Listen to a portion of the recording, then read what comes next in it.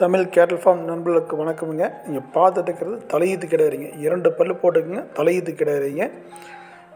சரிங்க. கன்றுன்றதற்கு இன்னொரு 1 வாரம் டு 10 நாள் ஆகுங்க. நல்லா மடி வச்சுக்குங்க. மடி பார்த்தீங்கன்னா நல்லா ஈத்து மாடு மாதிரி மடி நல்ல மடிங்க. நல்லா நரம்பு கொடி நல்லா இருக்குங்க. 2 பல்லு போட்டுக்குதுங்க.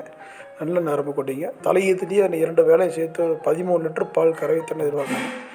12லேருந்து 13 லிட்டர் வரைக்கும் சௌரியமாக கறக்குங்க. அந்தளவுக்கு நல்லா மாடு தோல் இழக்குங்க. மாடு ஒட்ட சொல்லுங்க. நல்லா தீவனத்துக்கு எந்த ஒரு தப்பு இல்லாத கிடாரிங்க.